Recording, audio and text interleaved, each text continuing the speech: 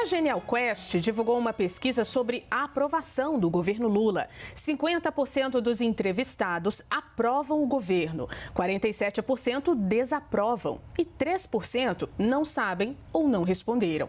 Quando comparamos com a pesquisa passada, feita em fevereiro deste ano, os números variam dentro da margem de erro. 51% aprovaram, 46% desaprovaram e 3% não sabiam ou não responderam.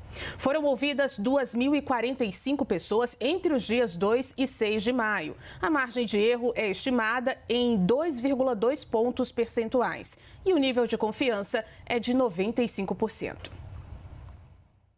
Debate, então, entre os comentaristas Caio Coppola e José Eduardo Cardoso, começando pelo Caio. Caio, Lula está, então, no caminho para melhorar essa aprovação? Olá, Juliana. Olá, doutor Zé Eduardo. Saudações à nossa audiência. Não, claro que não. Na verdade, Lula e seu governo seguem no caminho oposto, na contramão do sucesso. E basta a gente dar uma olhada aqui em outras matérias da própria emissora, da CNN Brasil. Aqui, 7 de maio.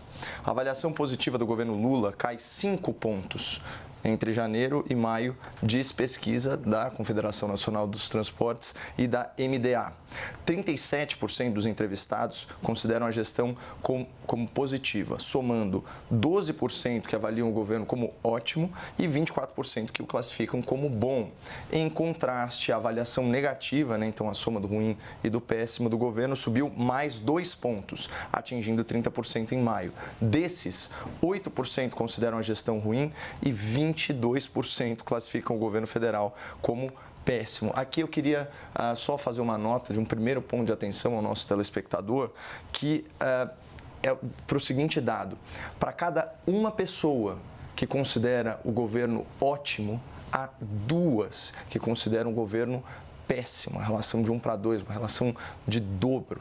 Então, talvez aí nos convida à reflexão se esses são os números, né, que traduzem, né, do ponto de vista de pesquisas e de estatística, a realidade que a gente já testemunhou, por exemplo, no fiasco que foi aquela manifestação, aquele evento de 1º de maio, que contou, né, com a presença do Lula da Silva, do vice-presidente da República, vários ministros, enfim, lideranças sindicais, e não foi suficiente aí para juntar meia dúzia de gatos pingados, né? Então, talvez aqui nós já estejamos diante do que explica, né, a falta de engajamento do Partido dos Trabalhadores e o desinteresse da população no próprio presidente, né? Então, de novo, para cada uma pessoa que considera o governo ótimo, você tem 2 que consideram o governo péssimo. Esse mesmo levantamento da CNT-MDA avaliou o desempenho do próprio Lula. Aspas, a aprovação de Lula tem queda de mais 4 pontos. Mais 4 pontos, porque já vem em queda. Diz pesquisa CNT-MDA. Desaprovação sobe. Oscilação ocorreu em relação ao levantamento anterior, publicado em janeiro de 2024. E aqui a gente chega às notícias do dia, da Quest. 50% dos brasileiros aprovam o trabalho de Lula, 47% desaprovam. Margem de erro é de 2 pontos percentuais para mais ou para menos, ou seja, aprovação e desaprovação já estão aí em empate técnico. Agora, o que é interessante desse dado? É perceber a evolução dele, né? Nesses casos, vale muito mais a pena a gente fazer lucubrações, conjecturas com base no filme, não na fotografia de momento. Em fevereiro de 2023, a aprovação do governo Lula era de 56%, certo? Então, agora ela vai para 50%. Então, você tem aí uma queda de 10%, vamos falar assim, na aprovação do governo. Só que a desaprovação, que era de 28%, essa sobe 19 pontos até o presente momento, né, que, segundo aqui a CNT-MDA, está em 47%. Então, os números, o que eles estão sinalizando, né, é uma queda paulatina, né, da popularidade do presidente da República e do seu governo, e é uma tendência que se verifica aí desde do princípio da sua nova administração.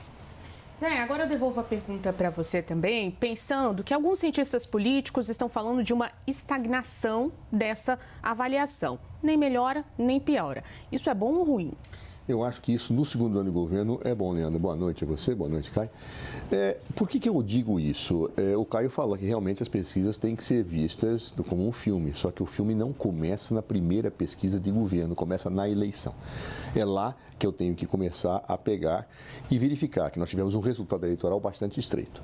É absolutamente comum que logo após que um governo é eleito, ele aumente a popularidade. Nas primeiras pesquisas feitas, ele tende a ter mais aprovações do que tinha nas urnas. Isso é histórico. Posteriormente, nós temos uma situação de subida ou de estabilidade num ponto alto e o início de uma queda que começa a se dar depois daquilo que nós chamamos de lua de mel de qualquer governo, que começa normalmente depois dos 100 dias ou às vezes até no final do primeiro ano e vai no segundo ano. O segundo ano de governo, normalmente, salvo situações excepcionalíssimas, é um ano de queda, porque é o ano que o governo ainda está fazendo ajustes, não tem obras que efetivamente são colocadas, porque as licitações demoram. Nós vamos ter aí, em média, 6 meses para uma licitação, e aí as obras não estão concluídas. E o resultado, normalmente, das linhas do governo começa a partir do terceiro ano, segundo semestre. E aí vão em ascendência. Claro que situações atípicas sairão deste roteiro comum que nós temos na análise. Segundo ponto, eu posso fazer uma pesquisa pedindo para que você avalie o que é ótimo, o que é regular, o que é médio e o que é péssimo. Mas quando eu falo, como essa pesquisa que nós estamos analisando, quem rejeita e quem aprova, eu tenho uma situação em que normalmente aqueles que dizem regular se somam a quem efetivamente acha bom. E quando eu pego esta pesquisa, claro, e eu não posso fazer comparações ignorando o regular das pesquisas, porque senão eu posso ter distorções, né? Esta pesquisa, que é uma pesquisa binária, eu acabo tendo um equilíbrio muito próximo daquilo que foi o resultado eleitoral. Claro? Ou seja, mas se compararmos esta pesquisa Quest com a última de janeiro, não mudou nada, nós estamos na margem de erro. Então, para aqueles que, quando discutiu-se, até discutimos isso aqui no grande debate, vinham a pesquisa anterior, ou as pesquisas anteriores, diziam que Lula estava em queda livre, essa tendência não se coloca. Ele não está em queda livre. Aliás, ele estabiliza. E é uma coisa extremamente positiva no segundo ano de governo. Nós estamos em maio. Claro, e há uma certa estabilização dos números, talvez reflexo da polarização que o Brasil ainda vive. Mas seja como for, os que preconizavam uma queda livre de popularidade do governo Lula no começo do ano, pelas pesquisas que lá tinham, agora já estão reformulando seu ponto de vista. Eu não afasto a hipótese de nós termos pequenas quedas ou pequenas subidas dentro dessa situação, porque é característico do segundo ano de governo. Claro, se tivermos uma situação anômala, pode cair muito, né, como Dilma Rousseff teve no ano 2015, ou se tivermos uma situação de acertos bem avaliados pelo eleitorado, pelo cidadão médio brasileiro, nós vamos ter uma subida do governo. Agora, a pesquisa está absolutamente dentro de um quadro que mostra a mesma coisa da eleição, de certa forma. Claro, com Lula ganhando com uma pequena diferença. É fato isso, portanto, é estável, o que, a meu ver, para qualquer governo é extremamente positivo ao longo do segundo ano. E, a seguir a normalidade, tende a crescer daqui para frente. Caio, você acha que a tragédia do Rio Grande do Sul pode piorar a aprovação do presidente? Com perdão do clichê, toda a crise, ela naturalmente apresenta os seus desafios, mas também oportunidades.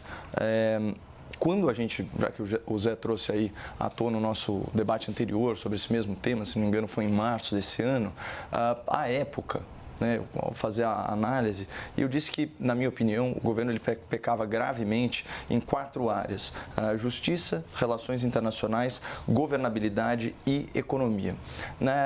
No tocante à governabilidade, eu acho que existe uma luz no fim do túnel, debatemos isso mais para o começo da semana, né, doutor?